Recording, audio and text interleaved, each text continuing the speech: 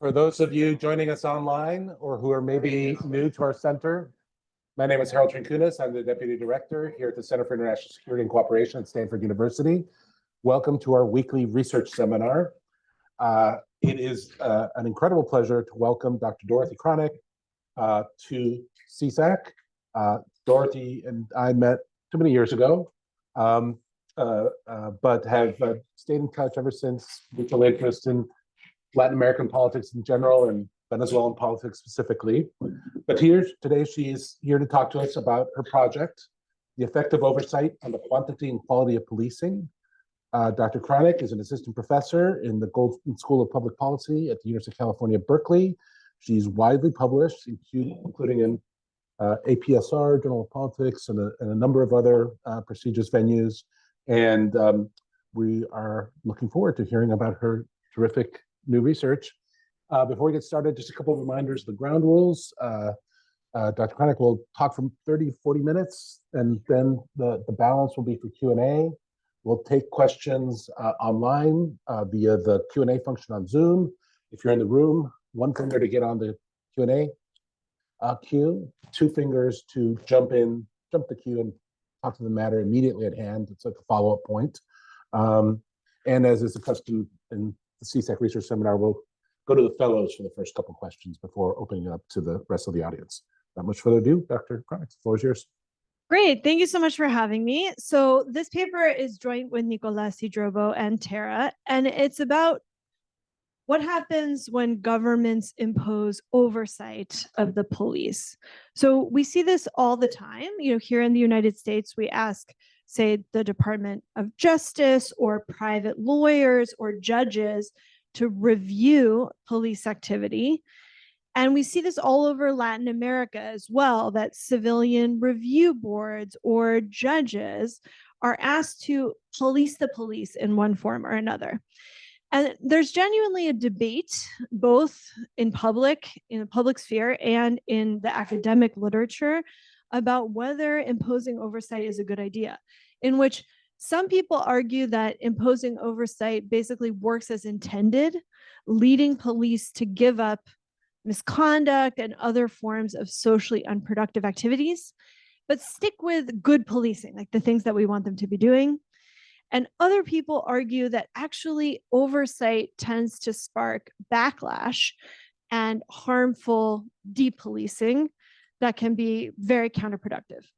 Of course, it's very difficult to study this question empirically. We don't have a lot of evidence one way or the other on the effects of oversight on policing. And so what we do in this paper is bring some new empirical evidence from the staged rollout of judicial oversight of the police in Colombia. And what we find in this case is that introducing judicial oversight of arrests in particular caused a really sharp drop in the number of arrests, 40% drop in the number of arrests, but also an improvement in the quality of arrests. And so we interpret this evidence as consistent with theories in which oversight works as intended to improve policing, and less consistent with theories in which oversight is sparking harmful backlash that ends up being counterproductive. Okay, so what I'm going to do in this talk is first tell you a little bit about the policy and the context, and then I'll talk a bit about our theory and ideas and what we might expect to see as a result of this policy change. And then I'm going to spend most of my time just showing you data, and mostly data on arrests, the quantity of arrests, the quality of arrests. And then at the end, I want to kind of step back away from the data and try to speculate a little bit or reflect on the conditions that made this, we think, pretty successful policy change possible in the Colombian context. Okay, so let me tell you a little bit about the policy. So the policy that we study in this paper was a new code of criminal procedure. So this is not the penal code, which defines crimes and punishments. This is the code of criminal procedure, which governs how cases proceed through the criminal justice system. So in the United States, Miranda rights is a classic example of criminal procedure. Under Colombia's old code of criminal procedure, when a police officer made an arrest without a warrant or in flagrancia, kind of a suspect you think like caught red-handed, which is the vast majority of arrests, the officer had to bring that suspect before a public prosecutor, like a DA type figure, in order to legalize the arrest. It was a prosecutor who signed off on whether the suspect's rights had been respected, whether there was enough reason to make the arrest in the first place. And under the new code of criminal procedure, the officer had to not only bring each suspect before a public prosecutor, but then also before a judge. So this is really the introduction of judicial oversight of arrests. And this implied major new costs for the police. So first of all, these hearings with judges in which judges are evaluating the quality of the arrest took way more time than the audience with the public prosecutor. And in addition, judges were stricter and were more likely to decide that the suspect's rights had not been respected or that the arrest was invalid for some other reason. So this was the policy change, and we're characterizing this as the introduction of judicial oversight of arrests.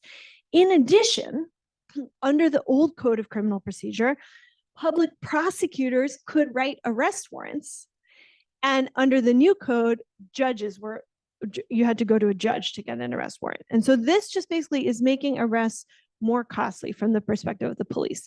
Now, this new code of criminal procedure also made other changes.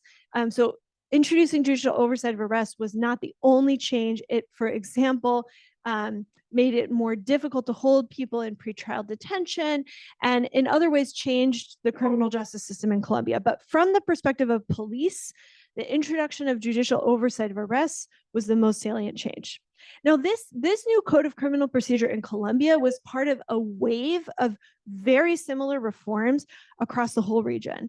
And in most cases, these reforms, and especially the one in Colombia, were seen as what the word in Spanish would be garantista, in the sense that they are trying to strengthen the rights of suspects and defendants in the criminal justice system. Here's a political cartoon from Panama that kind of captures the spirit of a lot of the criticism against these new codes of criminal procedure, where you have, people in handcuffs coming into the new criminal procedure system and then coming out, scot-free.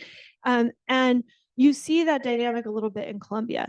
I want to say something very briefly about the Colombian political context. So this new code of criminal procedure that we study was rolled out under the presidency of Alvaro Uribe, who, if you know one thing about him, it's that he's not a progressive criminal justice reform type. There's a very famous Mexican journalist who describes Uribe as a man with a passion for extermination and an unsettling priestly demeanor. So I think like that's a gloss. So in that sense, it might be surprising to see this criminal justice reform that's trying to strengthen the rights of suspects and defendants occurring under this presidency. But in fact, if you look at the literature, even though there's a lot of literature in economics and political science that's looking at all the ways in which Uribe was very aggressive in, fighting certain organized criminal groups, and in some ways, was attacking Colombian democracy. Actually, the tone of the literature on policing in Colombia during this period is very positive and emphasizes a process of growth and investment and professionalization of the Colombian police. So I'll talk a little bit about at the end about how I think that this context actually was maybe counterintuitively favorable for the success of this reform. Okay, so that's all I want to say about the policy. Let me talk a little bit about this debate that I mentioned at the beginning of the talk. So when we talk about judicial oversight, yeah. Yeah.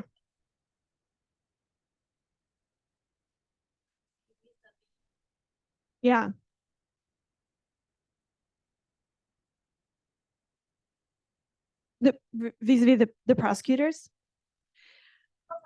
That's right. So the prosecutors are very unhappy in this case.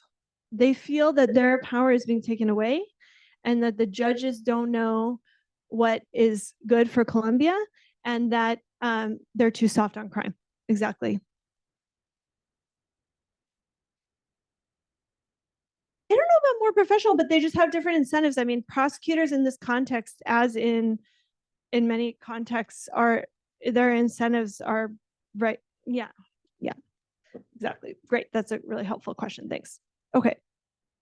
So we are thinking about oversight in this context is an increase in the cost to police of making arrests. So as I mentioned, this policy increases the cost to police, both in terms of their time and in the terms of the probability that the arrest is deemed legal. And then, we're going to look at arrest quantity, the number of arrests, but also arrest quality. And so I want to say a little bit about what I mean by arrest quality. So economists Emily Owen and Bokar Bhatt think about each arrest has some sort of benefit to society in terms of either incapacitating someone who might otherwise be committing offenses, or deterring people who might otherwise be committing offenses. So you can think about this as the benefit of the arrest in terms of crime reduction. But each arrest also has costs, right? Both in terms of officer effort and time, but also potentially in terms of police legitimacy or civil liberties violations, right? And so these higher quality arrests have higher net social productivity, in the sense that those benefits in terms of public safety are exceeding the cost. That's how we're thinking about quality. And we think genuinely ex ante, it's ambiguous how the introduction of oversight would affect arrest quantity, and how the introduction of oversight would affect arrest quality. And so that's what we're going to try to look at empirically. Okay, so let me tell you a little bit about the data that we're going to use to look at arrests in Colombia. So what's really, really remarkable, the Colombian police actually has been systematically collecting data on police operations for quite a long time. All the way already in the 80s and 90s, there was kind of a system for collecting data via Excel sheets that were emailed back and forth. And everyone, I'm looking at folks who've worked in Colombia, kind of know a little bit about this. But then already in the early 2000s, there was development of a dedicated software for collecting all this data on police activity. And so that software provides, I think, very good counts of the number of arrests that take place and various characteristics of the arrests. So here's the information that we were able to get by basically freedom of information requests, derecho de petición, is we have the number of arrests by the suspected crime, and there are 340-ish crime categories, by municipality, about 1,100 municipalities by month during the period of the rollout of this reform. And the way we're gonna, and empirically, we're gonna try to use these data to understand the effects of the introduction of judicial oversight on police activity. Okay, so here, the first thing I want to show you is just on the x-axis months, and on the y-axis, the overall national arrest rate. And I want to say two things about this. So one, overall, the arrest rate is declining during this period. It starts out at a level of, say, 700 per 100,000, which is way lower than the United States, but pretty similar to what you might see in many countries in Europe and Latin America. So this is starting out at a not atypical level. And then the arrest rate is declining during this period. And what we're trying to ask empirically is this decline driven by the introduction of judicial oversight of the police, or is it driven by one of many other things that's happening in Colombia during this period? And to answer that question, we're going to use the fact that this new Code of Criminal Procedure was introduced in Colombia in stages. So on January 1st of 2005, it took effect in Bogota, which is what you see here in dark brown, and the Coffee Belt. On January 1st of 2006, It's coming into effect in a second group of judicial districts that include Cali and Medellin and some other major cities. And then on January 1st of 2007, and then again on January 1st of 2008, it's coming into effect in two other sets of judicial districts that are mostly more rural. Okay, and so this is what we're going to use to try to understand the effects of the reform. Yeah. Super quick. Yes. Your arrest data. Yeah. Warrantless arrests or all arrests? All arrests. And one of the things that the data include are whether the arrest was with a warrant or not. And in the pre-period, meaning before this reform, about 75% are without a warrant and 25% are with a warrant. So most arrests are made without a warrant, which is also true here. Yeah. Did that answer your question? Yeah. I'd be curious to see what the overall data is on the warrantless arrests. Well, I'll show you that in a few slides. Great. Yes. Okay.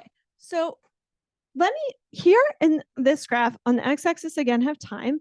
On the y-axis, I have the average municipal arrest rate. So the unweighted average municipal arrest rate in municipalities where this new code of criminal procedure comes into effect in January of 2008, where I've drawn this blue line. Okay, so these are the municipalities in the last wave of the reform. And there's what you can see in this graph is that the arrest rate is dropping a couple months before the new code comes into effect. And then again, when the new code comes into effect, because this is the last wave of the reform, there's no control group here. There's no group of municipalities where judicial oversight has not been introduced. But I think even without a control group, to me, this time trend suggests possibly the new code of criminal procedure and the training and simulations that are happening a couple of months before it actually takes effect are causing a drop in the arrest rate. And we see something similar in the previous wave, where municipalities where the new code of criminal procedure came into effect in 2007. So here in black, I'm showing you the average arrest rate in municipalities where judicial oversight of arrest is taking effect in January of 2007. That's where that blue dotted line is. And this gray line is showing you the average municipal arrest rate in places that don't yet have judicial oversight. So you can think of that as kind of a control group. And so what you see in this difference in differences is that the arrest rate is plummeting in places where judicial oversight of arrest is coming into effect, but it's not changing in other places, which suggests that this is driven by judicial oversight itself rather than other things happening in Colombia at the same time. Yes. What's your name? My name is Alana. Is there, you categorize, I'm guessing you have what the arrests are for, so are they plummeting across the board or are they plummeting in relation to certain kinds of arrests? Okay, I'm so glad you asked. We're about to, the short answer is this is driven by a decline in arrests for low-level offenses, not more serious offenses, and we interpret that as part one measure of an increase in arrest quality. So we'll talk about that in 5 minutes. Okay, we see this exact same pattern in the previous wave, where judicial oversight of arrest is introduced on January 1st of 2006. And again, the arrest rate is plummeting in those places that are getting judicial oversight of arrest, but not in other places in the country where this reform has not taken effect. And we see, again, something similar in the first wave of the reform, where the judicial oversight took effect on January 1st of 2005, which is the black line, where you can see the arrest rate is really declining, but only in Bogota and the Coffee Belt and not in other places in the country, Jim. It seems like the decline starts big way. Exactly. There's these 2 months of anticipation. So we talked to this guy, Javier Sanchez, who was basically leading the implementation committee. And we asked him about this, and he said they did very intensive trainings and simulations. Yes, Okay, Harold's asking if I'm okay with interruptions. The more interruptions, the better. No, Yes, it's just we had absolutely. more than usual Yes, today. no, no, And it's please cool. ask me. The more interruptions, the better.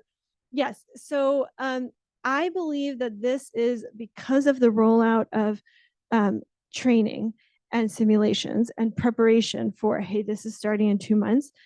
I don't have data on the training rollout. We're trying to get that. The other thing I would say, though, is other countries in Latin America that implemented the same reform did not have such a budget for training and preparation. And we think, part of the reason that perhaps this implementation of this reform, went better than it did in many other cases that I could tell you about is because this was so well funded. Colombia has just so much money at this point for police and citizen security. And so I think this is because of the training. Okay, so we have various ways to put all three of these differences together into one event study plot. If anyone is interested in hearing lots about advances in that literature of how to do that, I'm happy to talk about those details. But let me just, I'm going to gloss over that unless anyone is especially interested and just say what the approach that we're going to take is very simple. So in order to put all of those graphs that I just showed you together in one plot, we're going to basically take the difference in the arrest rate in the treated wave, the wave that is getting judicial oversight of the police at each month after, 1 month after, 2 months after, 3 months after, the difference in the arrest rate at that point relative to the pre-period, and in particular 1 month before the reform. And then take the difference between that and that same time period difference in the places that have not yet been treated or have not yet received judicial oversight of the police. And that's going to allow us to make this graph. Okay, so here on the x-axis, instead of months, I have months relative to the arrival of this reform. So 0 means, the month when the judicial oversight is coming into effect. And on the y-axis, I have our estimate of the effect of the reform on the arrest rate. And so what this estimate suggests is that because of the new Code of Criminal Procedure, because of the introduction of judicial oversight, the arrest rate is falling from, say, 700 per 100,000 to 300 or 400 per 100,000 per year, which is a huge decline.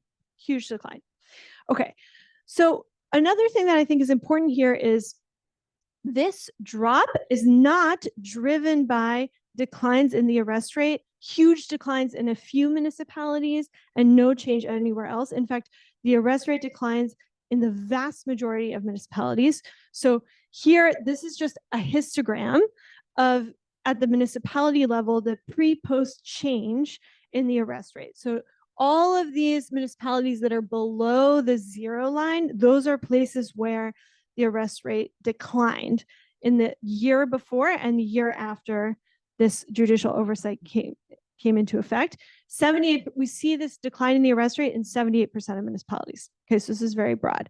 Okay, that's all I want to say about arrest quantity. But I want to talk a little bit about what we mean by arrest quality. Okay, so again, we have this idea, this kind of unobserved characteristic of the arrest, which is how socially productive is it? How do the benefits of the arrest in terms of public safety compare to the cost of the arrest in terms of not only officer salary, but potentially police legitimacy or civil liberties violations? So these same criminologists, economists who have proposed this idea of net social productivity also suggest that quality is typically, not always, but typically higher for, I think, as Alana was suggesting, for arrests for more serious offenses.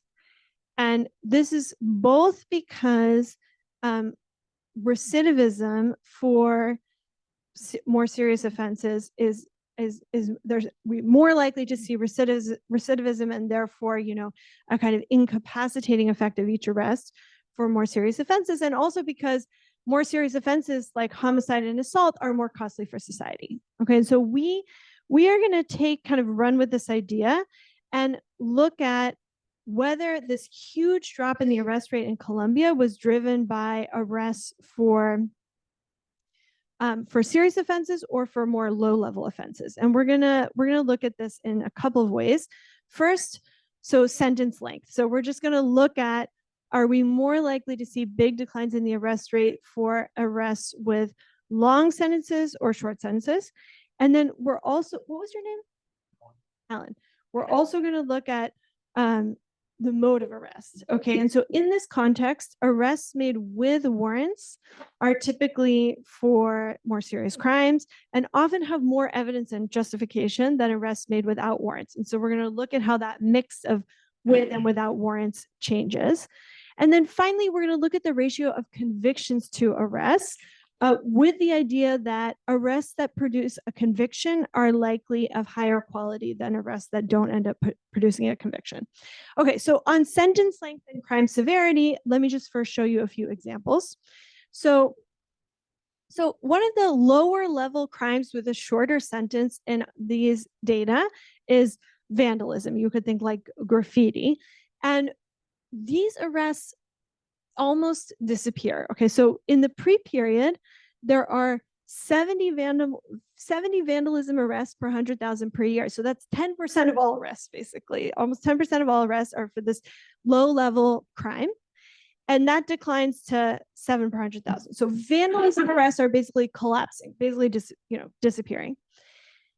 Similarly, drug arrests, which in the pre-period are 120 per 100,000. Remember, the overall arrest rate is 700. So 100 per 20 per 100,000 is a big category, are declining 50%. And then in stark contrast, homicide arrests are not declining at all. And we can look at this a bunch of different ways, and we basically see no decline in homicide arrests, despite an overall 40% drop in the arrest rate and 90% drop in vandalism arrests and 50% drop in drug arrests. Okay, and just to kind of suggest that these three examples are not cherry picked, I want to show you a graph where on the x-axis I have sentence length. So this is the minimum sentence. Homicide is over here. And on the y-axis, I have our estimate of the drop in the arrest rate. And what you can see is that, it's a little messy because some of these categories are very small, but overall arrest rate is dropping less for more serious crimes. Okay. So in addition, going back to Alan's question, yeah. How many homicides there are? Yes. So the homicide rate, so the homicide rate in Colombia is absolutely plummeting during this period. During the same period, it's declining from maybe 65 per 100,000 to say 30 or 35 per 100,000, which is incredible. And the ratio of homicide arrests to homicides is unfortunately it's low. I mean, it's maybe 25-30% of, so it's not great, but yeah, lower than you thought or better or worse, better than you thought. Yeah, it's not great. But also when I say homicides, a lot, I think the ratio of homicide arrests to kind of homicides when we think of street violence in cities, et cetera, is higher. And obviously a lot of those deaths are basically war conflict, right? So yeah. And also a lot of these deaths are unfortunately in mass killings in which there could be one perpetrator. So the arrest to deaths ratio, I don't know how informative that is, but the homicide rate overall is plummeting. Yeah. Okay, I want to come back to Alan's question. So this here again on the x-axis, I have months relative to the onset of the reform, and on the y-axis, I have the warrant share of arrests. So in the pre-period, the warrant share of arrests was maybe 25%, and then it's going up 10 percentage points. So the warrant share is going from say 25% to 35%. As a result of this reform, which we again interpret as consistent with increased quality. Okay, so I'm already at my 30 minutes. So let me just review and then, I'll try to conclude. So we, reviewing these quantitative results, we see, I think, very strong evidence that as a result of the introduction of judicial oversight, arrest quantity falls. Arrests decline 40% overall, declining 78% of municipalities. And then we see these kind of three indications that arrest quality is increasing. First of all, the biggest declines in the arrest rate are for these low-level offenses like vandalism and drugs. We see no decline in homicide arrests. We see this shift from arrests without a warrant to with a warrant. And the ratio of convictions, the convictions data is not as strong, so it's hard to show you a graph that looks exactly like this, but the ratio of convictions to arrests is going up as well. Okay, now if I had more time, I think a really natural next question here is what happens to the crime rate, right? Because arrests are going down 40%, what happens to crime rate? And I think the short answer that I would say more in a longer talk is the data are really not great, and it's really hard to say. What I would say is the best data we have are on homicide, and we look really hard for any evidence that this caused an increase in the homicide rate, and we really don't see that. So is it a precisely estimated null? No, but I think, our feeling is there's really no evidence that this reform caused a major crime wave. I'm going to skip to the end. And then, we'll skip to the end and wrap up, and then we'll have time for comments. Yeah. Okay. So, you're saying it can go till 12:40? Yeah. Yeah. Okay. So maybe I'll just say, in that case, I'll just say I'm not going to go through all this, but I'll say one thing about, I do want to say one thing about crime. And I know there are a lot of people here interested in Colombia, so I think this is kind of important. So one reason that it's so difficult to assess the effect of this reform on the crime rate other than homicide is that there were major changes in crime registration during this period, in many cases coincident with the onset of the reform. So I'm just going to give you one example. So here, on the x-axis, I have months. This is the same time period we've been looking at. And on the y-axis, just the number of assaults according to official police data in one place, Buga. And so this is a place where the new Code of Criminal Procedure came into effect here. And so if you just look at this graph, you might think, wow, violence is really, going up by a factor of 5. And that's a very big problem. But of course, I think anyone who's worked with any data would look at this and say, actually, there was a change in crime registration. And so we got some additional data that allowed us to kind of track that down. And it turns out at this point, the police started incorporating data, assault counts from a new source. So here in this blue line, I have the number of counts of assault that are basically coming from police officers themselves. They're being reported to the police, or police officers are observing them. And you can see that that blue line is not, that same source is not really changing at this point. But in January of 2006, the police count starts incorporating data from the public prosecutor's office, which receives, in this case, the majority of reports of assault. Okay, and so it's this data issue, among other reasons, but primarily that makes it very difficult to interpret. And I think also this is important because I mentioned at the beginning, there's a very active debate in the public and in the press about the effects of strengthening protections for suspects and defendants on crime. And in fact, there is another working paper that interprets this jump and others like it as, this is, because the new Code of Criminal Procedure in Colombia strengthened protections for suspects and defendants, we see this huge crime wave. So this is why, we think this is important to note. Okay, so I'm happy to get back to homicide if people are interested in the Q&A, but I do want to hear feedback from everyone. So let me just try to summarize here and say, we find that in this case, judicial oversight of arrests is causing the sharp drop in arrest quantity and also a really noticeable increase in arrest quality. natural question is, does crime increase? We don't see much evidence of that. Do we have strong evidence that crime doesn't increase? No, but we don't see, any obvious evidence of a major crime wave. And, the way we kind of interpret this is that this was a relatively successful reform in the sense that it was able to partially reverse what has been a hemisphere-wide run-up in the policing of minor offenses, potentially without causing a lot of harm to public safety.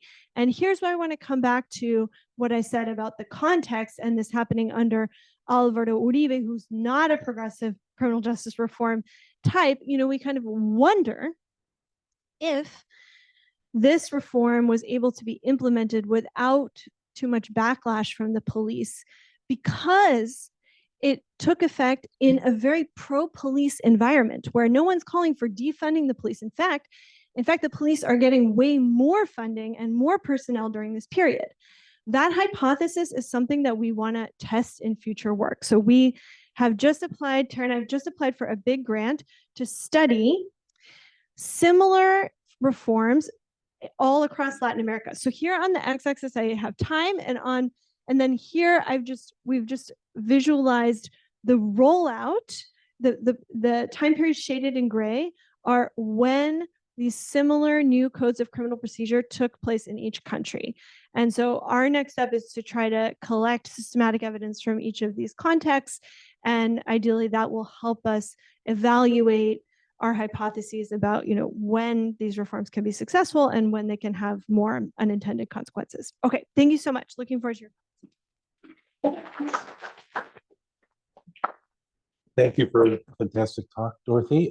So as per usual, one finger to get on the cue, two fingers to jump to the matter immediately at hand. And if you could wait for the hand mic, you guys are gonna have to put your hands up again because I just I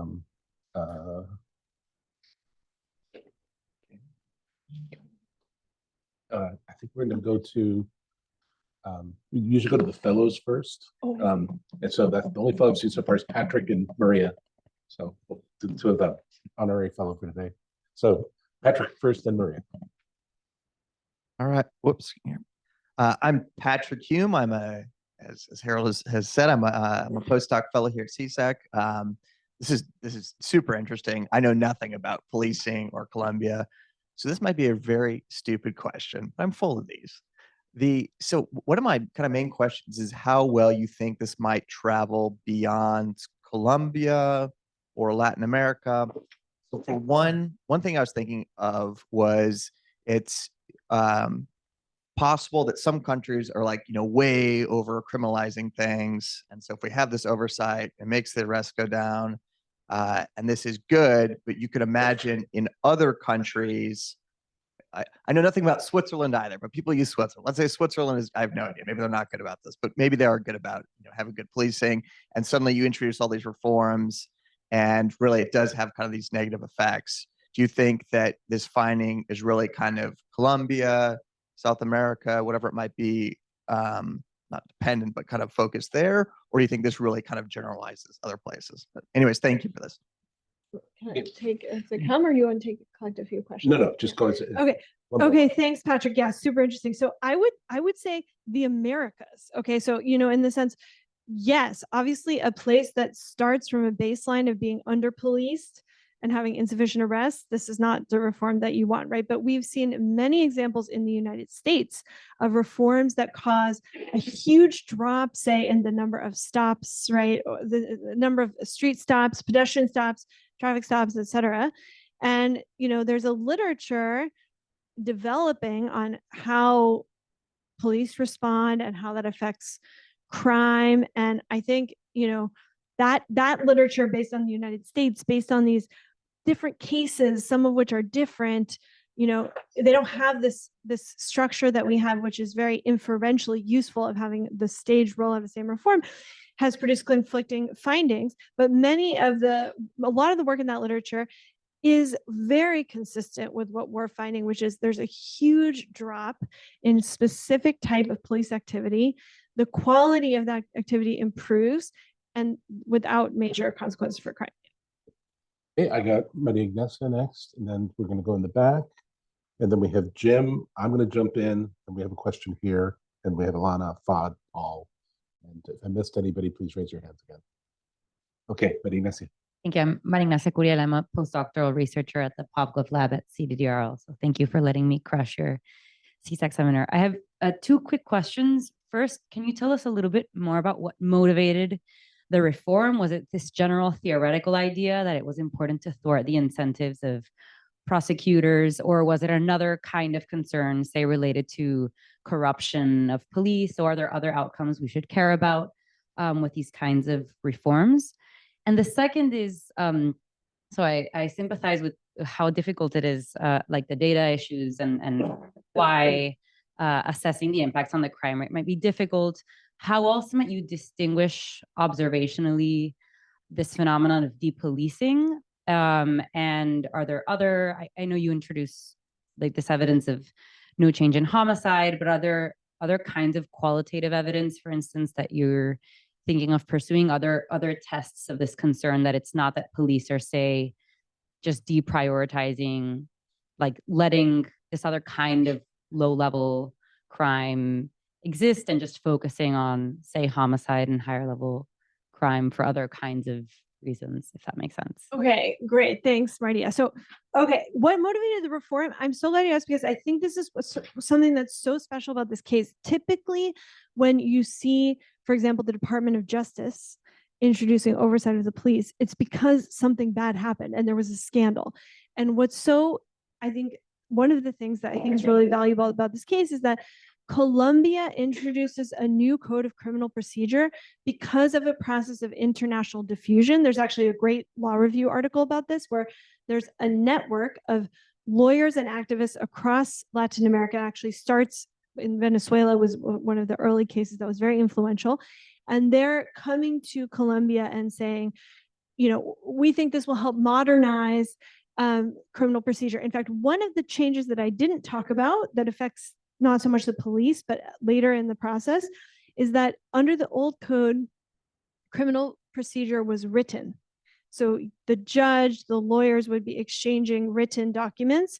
And under the new code of criminal procedure, it's oral. You have oral trials, which means it's faster. And in fact, the time to trial and the trial, the whole time of the trial speeds up tremendously. And so these reforms were supported by the World Bank, by the Inter-American Development Bank, by USAID, and it was seen as kind of this hemisphere-wide modernization of criminal justice. And so in that sense, it was not motivated by domestic scandal or by antipathy to the Fiscalia, the public prosecutor. In fact, there was a fiscal, a public prosecutor, who was very much in favor of this for reasons we could get into. But so that what I think that is nice in that I think a lot of sometimes when you see police backlash to this type of reform, it's in the context of it being imposed because of scandal, right? Okay, and then so much other data that we would like to pursue, qualitative and quantitative. I mean, one thing that we've been trying to get to try to look at crime incidents is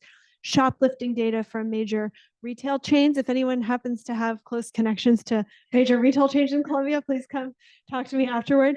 But I think, yes, and another type of data that on the police side that we really want to look at is actual reports of misconduct. And that's been much harder to get than the arrest data, unsurprisingly, but we're working on it. Hey, next to Tobias, yes. I think we need a microphone in the back. Thank you.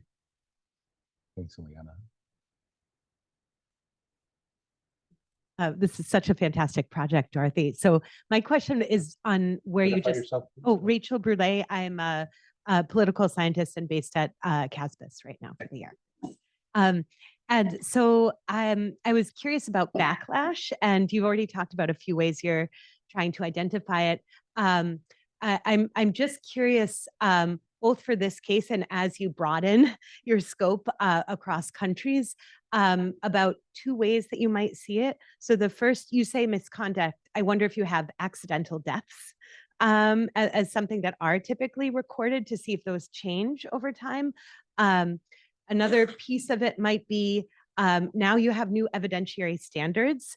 I know you can't actually measure planting evidence, but could you measure contested cases? Does contestation go up over time? Potentially would be one way to get at obvious misconduct, the consequences of obvious misconduct. And just the last point is you mentioned the reform as implemented as a part of modernization. So I'm wondering, is there interesting variation within the police as to who's considered like the vanguard of modernity versus who is seen as really behind the times, that their term has ended? And I would expect the backlash you'd be more likely to see amongst the people who are seen as the ones who have to be modernized as opposed to those doing the modernization. Okay, those are really great suggestions, because really we've been our looking at backlash so far has been very guided by the qualitative record. So Rachel recently saw me present a paper on a similar reform in the Venezuelan case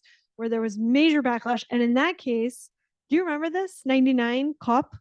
Código Orgánico Procesal In Penal? fact, I was, You're about to ask about it. I was going to ask, evidence of extrajudicial efforts to Exactly. So in the Venezuelan case, just take action. there, right. So there's exactly, and in particular, increase in extrajudicial killings. And there's in that context, there's just so much qualitative evidence. The press is reporting on it. There's all these cases, and in the Mexican case as well, you see these stories about, officers don't arrest anymore, but they'll just throw people in the back of a car and drive them around, and all these other extrajudicial. And in fact, in both of those cases, you see police telling the press, we are taking matters into our own hands. We're now handcuffed by our own police.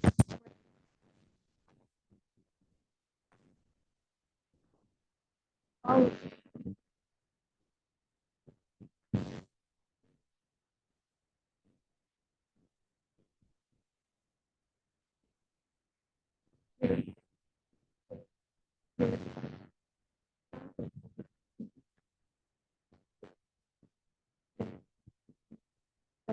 We've been very guided by the qualitative record, but I think it's a great idea to try to get more quantitative evidence as well, like accidental deaths or contestation. That's great.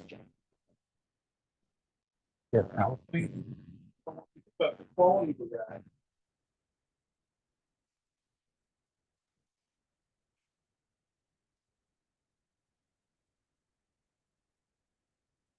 Hi, I'm Alan Weiner from the Stanford Law School.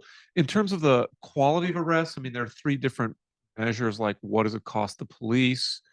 Are they for important crimes? But also, it seems to me there was a suggestion that maybe the arrests are bad arrests. And on that, is there utility in trying to look at data from the tutela system, right, in Colombia, right? So presumably people already have the chance to challenge the legality of their arrest, and that would seem to me, I don't know if that is data that would be easy to track, but you could presumably assess the, what is the success of the challenges to arrests, and that would be another measure of the quality of arrests. Again, if you're focusing on the issue of whether they're abusive or not. Okay, that is a great idea. I'm not aware of a lot of tutela. So the tutelas data are accessible and have been used in research. I wasn't aware of a lot of tutelas related to wrongful arrest. Was that? It is one of the rights that you can challenge, right? Now, again, the case. That's I mean, I'm not a. That's a great idea. Yeah. I don't know I'm not a comparative law. I'm an international law guy, but I would think that if there would at least be some data, and seeing we should look movement at that. in it would be interesting. Yeah, that's a great idea. And that's also getting me to think whether there are other tutelas other than wrongful arrest specifically that could be related. Yeah. Great suggestion. Thank you. Okay, let's go to Jim next, since I already got my comment in, and then I think we have you right after. And then we have Ilana.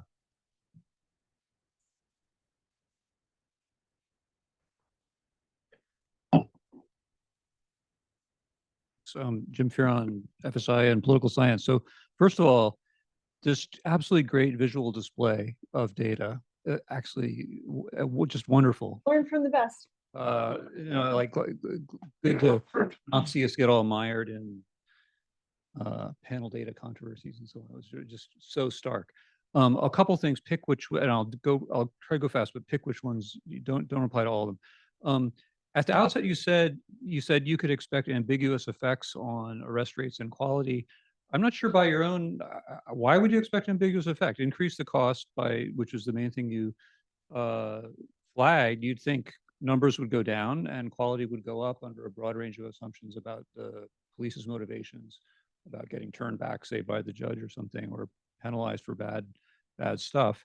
So it seems consistent.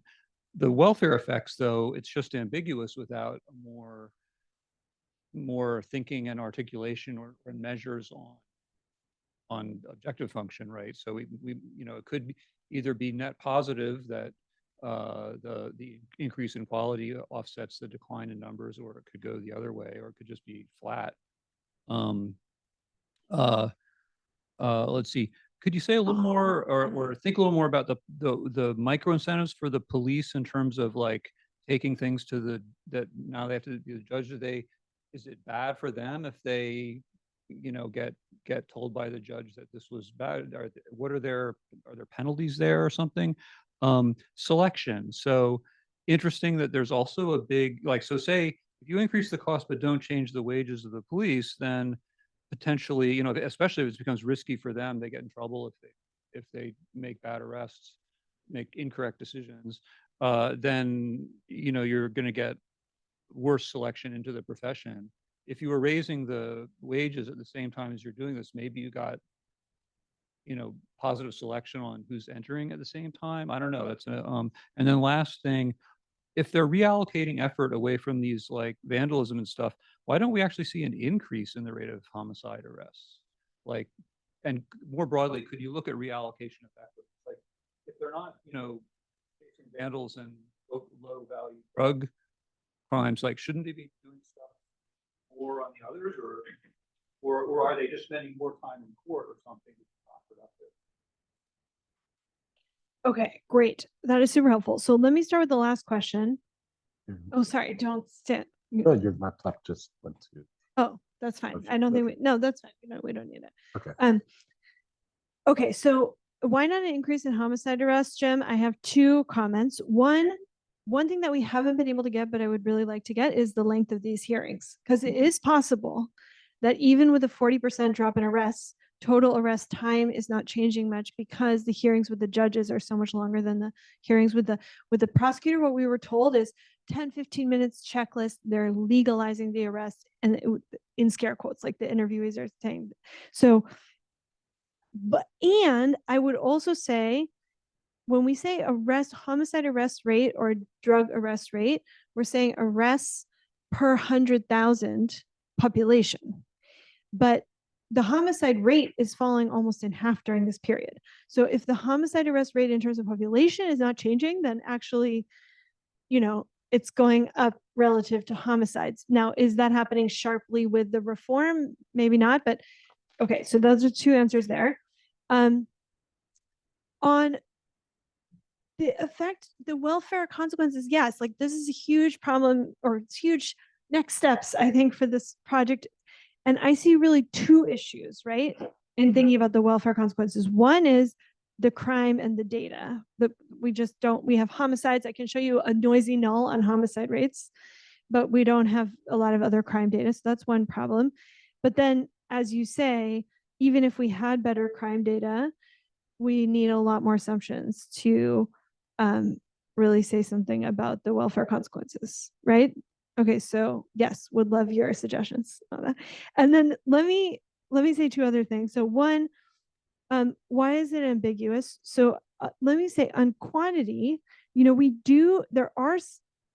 think the quantity effects are ambiguous because of the protest mechanism that has been highlighted in the literature, that essentially in many cases you impose reform and the police protest either by going, in a very aggressive direction, as happened in the Venezuelan case, or by, quote, going fetal, as has happened in the United States in some cases, of, well, that's what you want, and so this protest mechanism, I think, where the cost to the police is perceived as or experienced as much higher than the actual oversight cost as conceived by the reformer. That's a sense in which I think the quantity effects are ambiguous. And as for quality, you know, depending on what the officer's objective function is, you could easily imagine if let's say you have an officer, which is not, I think, consistent with the Colombian case, but let's say you have with zero public safety motivation, just like making quotas or something, then you might see that officer giving up on the hard arrests that are more effort, that are for more serious crimes, and focusing on these easy catch, right? My second thing that I would say about why the effects are ambiguous is, Tara, do you have any other things? My, Agree that the quantity are ambiguous. So we have other stories that about that much.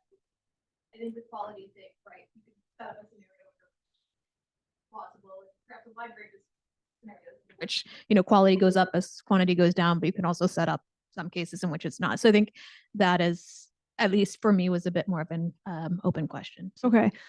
Okay, thanks. And then the last thing I would say on selection into the force, I mean, this is basically the police, it's a national police in Colombia.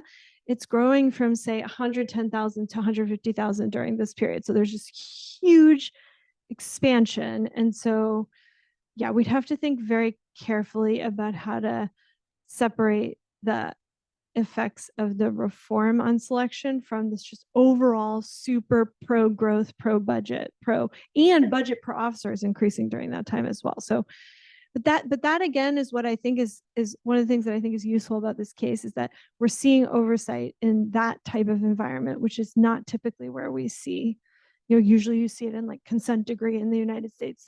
Police are in trouble and they're getting oversight as a result. Okay. Harold, I know there's more questions. Yeah, no, it's, let's go to the next question. We have about 15 more minutes. So we go till 1:15, please. Miriam Golden. I'm a political scientist and I'm visitor at CDDRL. Wonderful. Nice to meet you. I've heard so many good things about you. Likewise, well, I read your work. So my question has to do with welfare outcomes and in particular how the public not just responds to this reform, but over the subsequent years experiences the reduction in arrests for vandalism and drug use.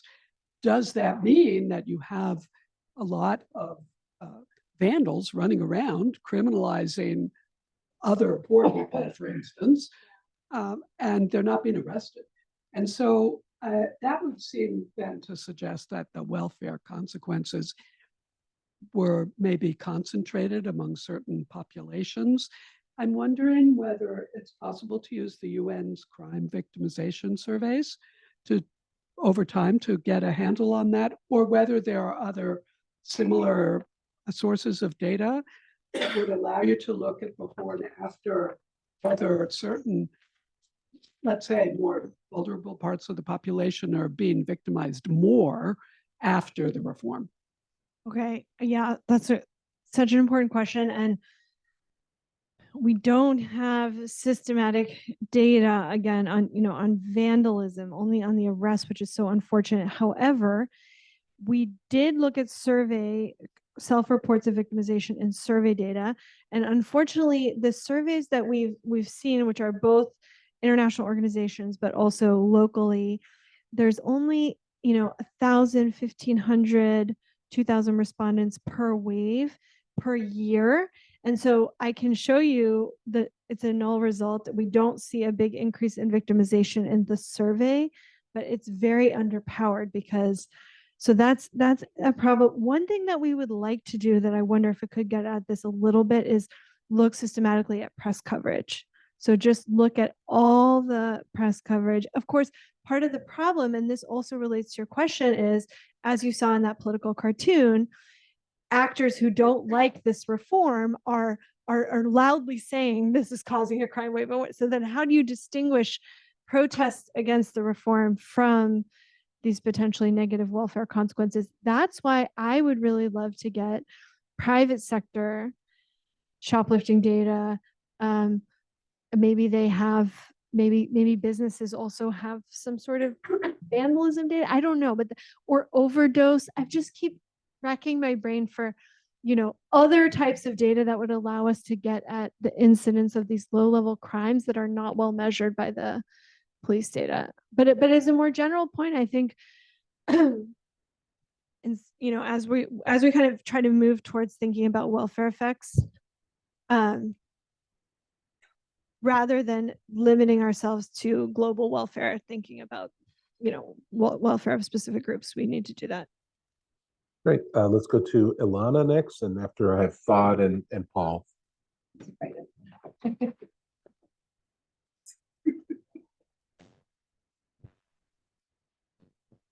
Anna Resnick. I'm a visiting scholar at CSAC, and I'm an anthropologist from UC Santa Barbara.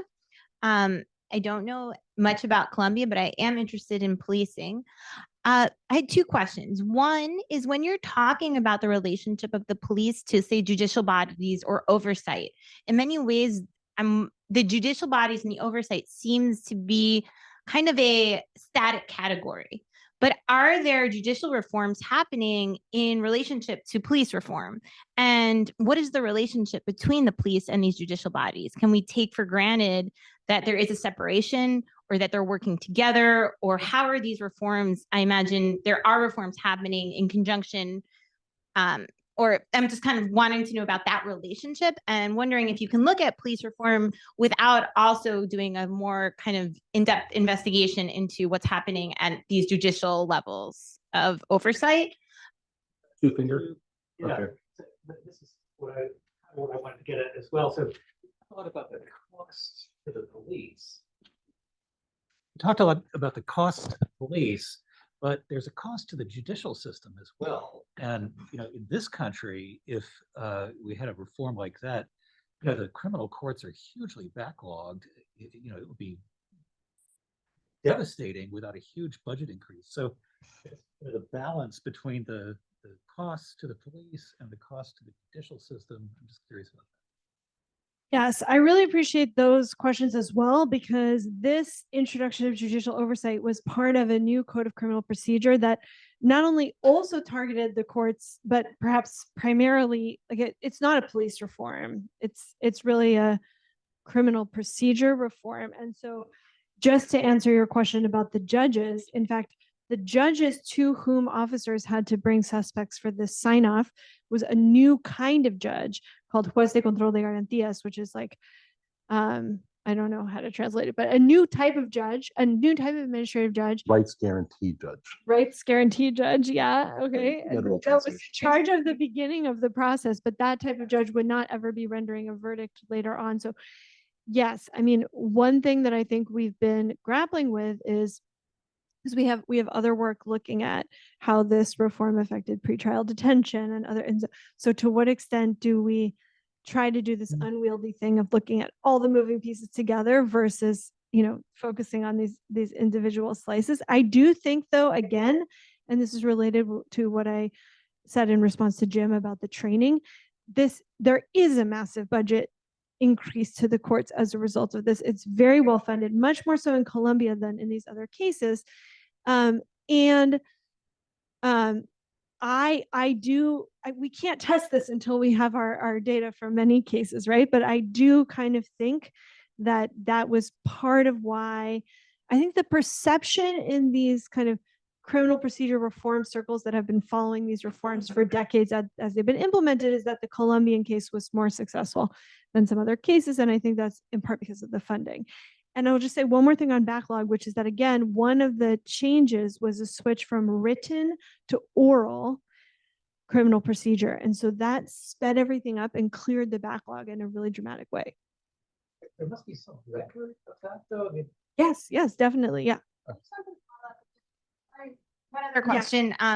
The other thing that I was thinking about as you were speaking is I was wondering when you look at how policing has changed, is there a racial component to who's getting policed, like in terms of, say, like Afro-Colombians? And so is there not just about geographic differences, but is there a question of who is still kind of getting arrested versus not when you look at different kinds of racial, class, religious, ethnic hierarchies?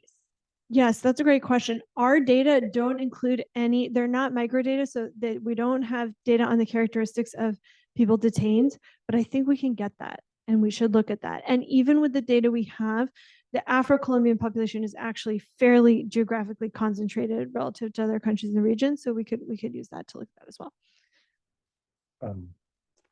Ed? Hi, my name's Fahad. I'm a visiting scholar here. Great presentation. One clarificatory question is whether you could say a bit more about whether the police in Colombia is devolved from as being like to, and at what sort of level it's devolved to. I don't know a lot about the context. And relatedly, I wonder whether you could speculate a bit more about the why we're not seeing more backlash from the police. I mean, one explanation that you've offered is this sort of social net productivity, which is an advantage to the police, but I can imagine that that's something that takes time to perhaps kick in, or I'm wondering in that moment, what are the incentive structures for police officers like? The two finger on Fod's first question, which is, I think you mentioned this a couple of times, but for your sort of larger study, there was an earlier wave of reforms in Latin America, police reform, which was all about decentralization, community policing. Colombia is interesting because it has a national police force. Right. So the issue of training, I think, is especially important because you have much more uniformity within a nationalized police force. Anyway, just an observation. No, that's a great point. So yes, so to answer the first question, as Harold said, the Colombian police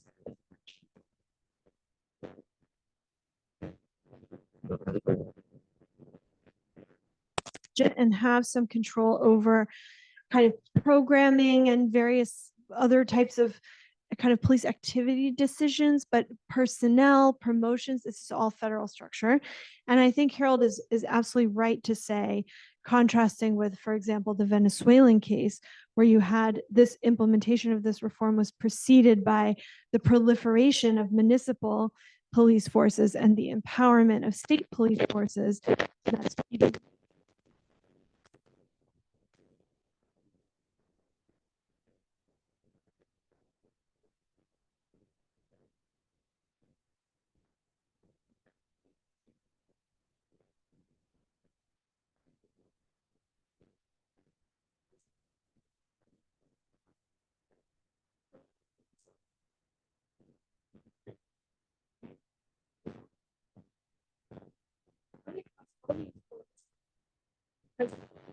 again, in the case of the backlash, it's not hard to spot. You see it all over the press. It's in human rights report.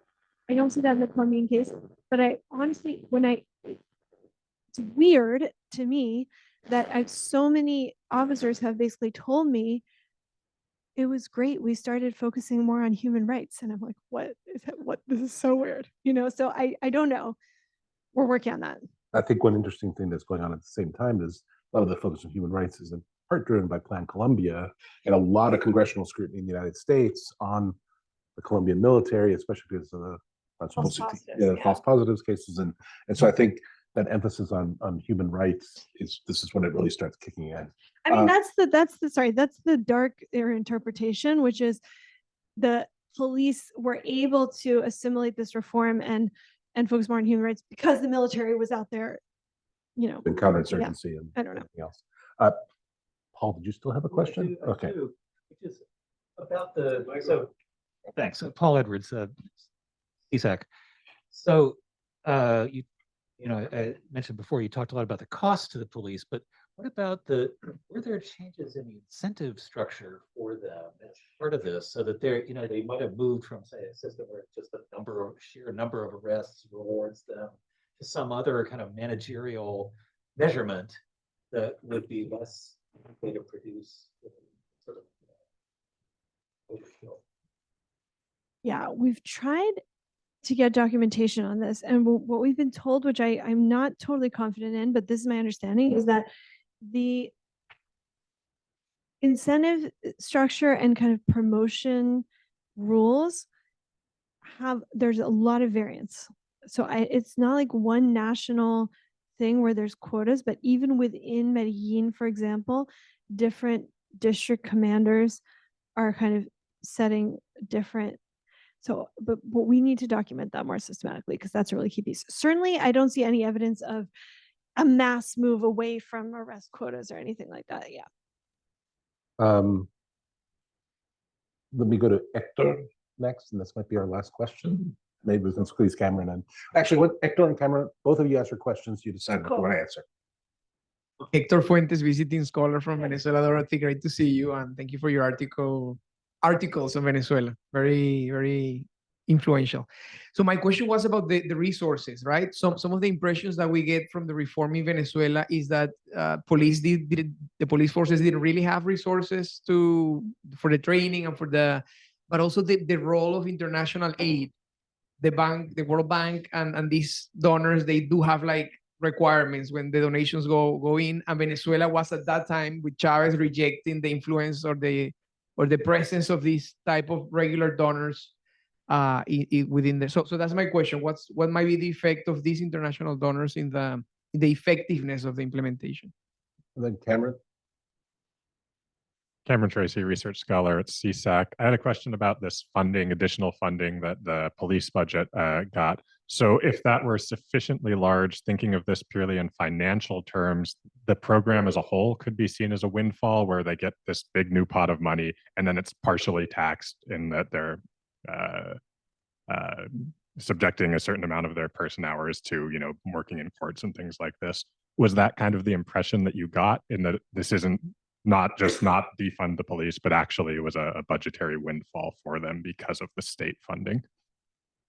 Okay, I think these questions are very much of a piece, right? Because they're both about budget. So I would say, Cameron, that I think the big increase in police budget during this period is not tied to the rollout of the reform. It's just this is happening in the background. So I don't know. Yeah, I think not in those 4 stages, I guess is what I would say.